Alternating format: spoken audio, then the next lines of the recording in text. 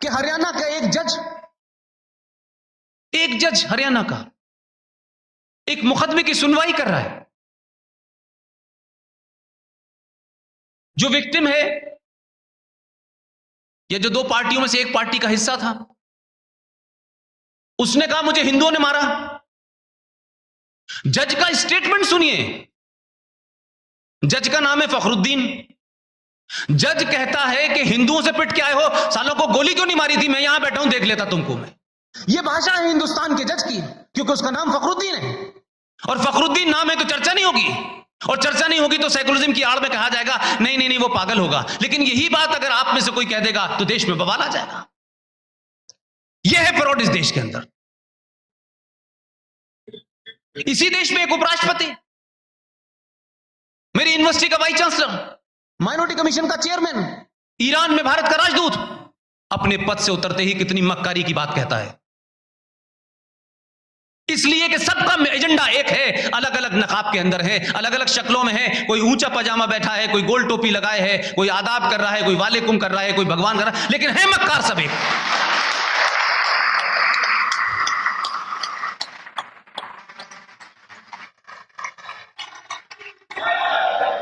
लिहाजा मैं इस बात से चिंतित नहीं हूं। मैंने जो बात शुरू में कही है कि अगर आप ईमानदार थे और हैं, और आपको लगता है कि आपके साथ इनजस्टिस हो रहा है, तो आप मुझे बताइए।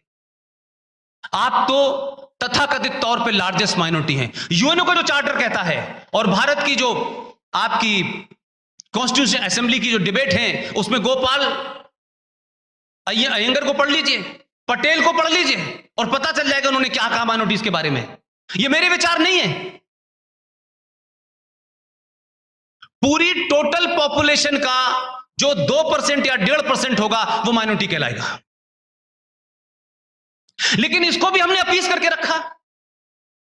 दुनिया की सबसे बड़ी पॉपुलेशन भारत में मुसलमानों की है, और किसी किस्म की रोक नहीं है। खुलेआम गाली देने की भी इजाजत है, प्राइम मिनिस्टर को भी गाली देने की इजाजत है। और तो और प्राइम मिनिस्टर को दो गाली, वो कोई प्रॉब्लम नहीं है, क्योंकि वो एक पद पे बैठा हुआ है, आपको गाली देने का अधिकार है। आप राष्ट्र को भी गाली देते हैं, और इस राष्ट्र के महापुरुष भगवान राम के ऊपर भी गाली देते हैं आप, और तब भी देश नहीं बोलता है। इसलिए कि आपकी चुप्पी, मुझे नहीं पता आप किस दुनिया को प्राप्त करने का इंतजार कर रहे हैं। ये समाज किस लालच में और किस उम्मीद में ये तमाम चीजें होने दे रहा है कि ठीक है भाई टाइम पास हो जाए। तो हमारे पहले भी लोग टाइम पास कर रहे थे, वो भी एडजस्टमेंट कर रहे थे, आप भी एडजस्टमेंट कर रहे हैं, लेकिन इसकी लिमिट कम होती चली जा रही है। आप जितना एडजस्टमेंट कर रहे हैं वो उससे आपसे उतनी ज्यादा उम्मीद कर रहे हैं। लेकिन वो एडजस्टमेंट क्या नहीं करना चाहते कि यहां एक छोटा सा आदमी है, सुना है लोकल असेंबली में जीत जाता है, हर 15 दिन के बाद लंदन जाता है इलाज कराने के लिए। मैं इस गुस्से में कह रहा हूं ये बात कि समाज की खामोशी ऐसे लोगों को बढ़ावा देती है। वो कहता है ये बात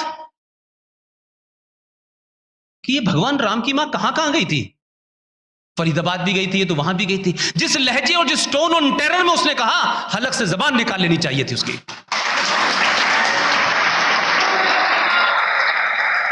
कानून, संविधान, ये जो कानून संविधान रूल बने हैं ना, ये एक आदर्श स्थिति के लिए है। जब समाज आदर्श होता है, लेकिन ये लुटेरे बलात्कारियों के लिए नहीं है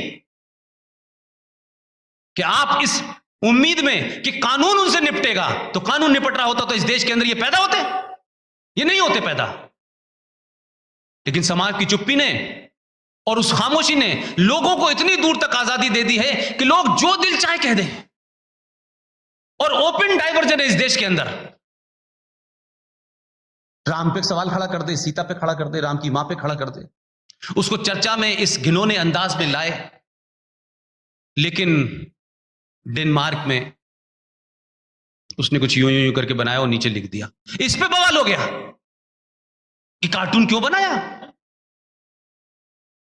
तो कार्टून बनाने वाले से मेरी एक ही शिकायत थी कि तुम्हारे पास जब ओरिजिनल तस्वीर ही नहीं है उनकी, तो कार्टून बनाने का क्या मतलब है। तो जिसकी ओरिजिनल तस्वीर नहीं है, जब वो खुद अपने जमाने में मोहम्मद साहब कह के ये चले गए कि मेरी कोई तस्वीर नहीं होगी, मेरी कोई मजार नहीं होगी, तो भाई किसी ने कह दिया ये है, तो आप उस पर इतना भड़क गए कि आपने देश में आग लगा दी।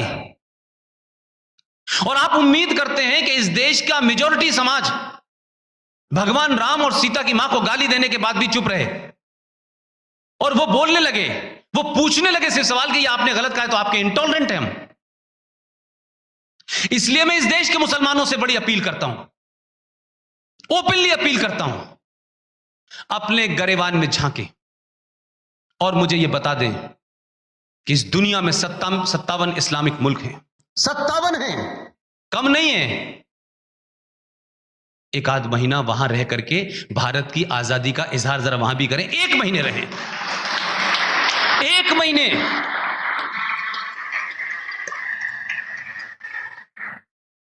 तुम्हें इस बात का शुक्रगुजार और फख्र होना चाहिए देश के मुसलमानों कि न तुम्हारा कोई पूर्वज अरब से आया था, न औरंगजेब था, न बाबर था। यह बात अलग है कि ये जो बैठे हुए हैं इस देश भर में, जिनको 90% हिंदू कहते हो तुम, ये उस वक्त भी और आज भी इसने तलवार के जोर से शलवार नहीं पहनी थी।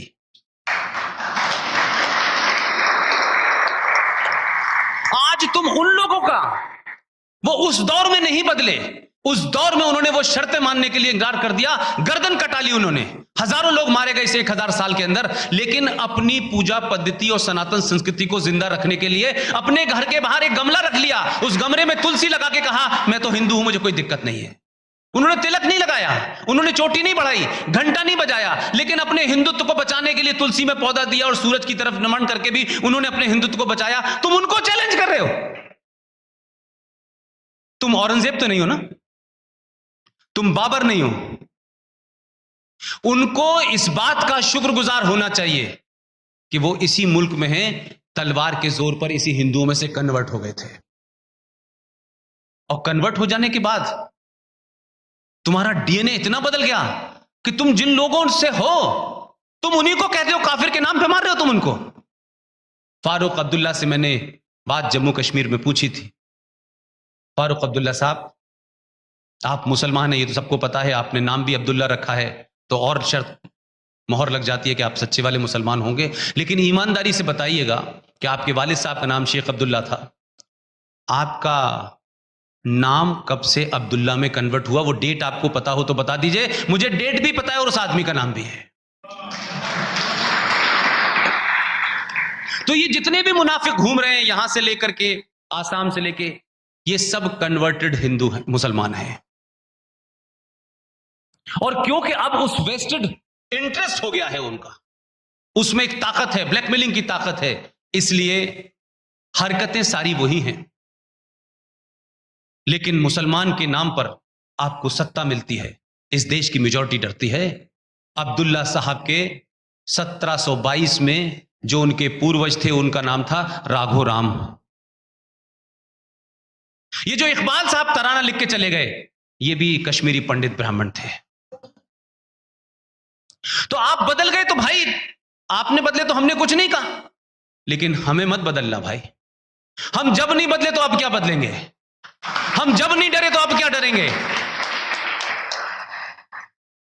लिहाजा उन तमाम मुसलमानों का जो पढ़े लिखे भी हैं, कुछ तो ऐसे हैं कि राहत इंदौरी बने हैं और जावेद अख्तर भी बन गए हैं, पढ़ने वाला ज्यादा खतरनाक हो गया है, उनको एक बात का ध्यान जरूर रखना चाहिए। ये गुजारिश भी है, ये मेरी अर्ज है, ये सजेशन है, ये चेतावनी वितावनी नहीं है। चेतावनी वो लोग देते हैं जो खुद ही डरे हुए होते हैं। अगर इस देश में इस सनातन संस्कृति के मानने वाले लोग जो 1000 साल तक अपनी उसी आदर्शवाद के चलते गुलाम भी हुए, फिर उसके बाद भी लड़ते रहे, अपनी संस्कृति भी बदी, और पूरी दुनिया में 5000 साल से जो भी कुछ आज ये समाज और देश देख रहा है उसके नाम अंग्रेजी हो सकते हैं, लेकिन सब कुछ आप ही ने दिया था। पूरी दुनिया को आप ज्ञान बांटने वाले लोग थे, आप विश्व गुरु थे। लेकिन आपके अंदर की कमजोरियों ने, आपके अंदर के छोटे छोटे डिस्टेंस ने आज आपको यहां खड़ा कर दिया कि दुनिया की सबसे बर्बर कौम, दुनिया के सबसे वहशी लोग किताब का हरियत सुन्नत का इशा वो लेकर के, शरिया का फायदा उठा करके, हदीस का इस्तेमाल करके आपको मारते हैं। जिन्होंने इस देश में संस्कृति दी, आप सब लोग उससे बुजुर्ग हैं, पता करिएगा कि भारत के अंदर कोई रेप शब्द कहां से आया, किस संस्कृति आया, कब शुरू हुआ। हमारी संस्कृति में तो शब्द, हमारी भाषा में तो शब्द तलाक भी नहीं है। हिंदी में, संस्कृत में कोई शब्द ही नहीं है तलाक, क्योंकि हमारे यहां बिजनेस कॉन्ट्रैक्ट नहीं है मियां बीबी की शादी। हम उस परंपरा के लोग हैं भाई। हमने सबको बसाया, जो आया हमने उसको बसाया, लेकिन हमारे आदर्श ने हमें इतना कमजोर कर दिया कि जिसको बसाया उसी ने आपको उजाड़ दिया। 5.5 लाख कश्मीरी हिंदू पंडितों को जिस साथ जो भी कुछ हुआ है, अगर आप उसकी कहानियां पढ़ लेंगे तो आपको लगेगा कि कितना खतरनाक हुआ होगा। हमारे एक दोस्त हैं, जो लोग इनको पढ़ना चाहते हैं उस किताब का नाम नोट कर लें। एक किताब लिखी हमारे दोस्त ने जिसके बड़े भाई का मर्डर हुआ, जो रातों रात घर छोड़ के भागा वहां से, जर्नलिस्ट है, इज ए ब्रिलियंट जर्नलिस्ट। उसकी किताब का नाम है our moon has blood clots, a memory of lost home. Rahul Pandita की किताब है। ये वो लोग हैं जिनके घर वालों को मारा गया है, बलात्कार किया है और पड़ोसियों ने किया है।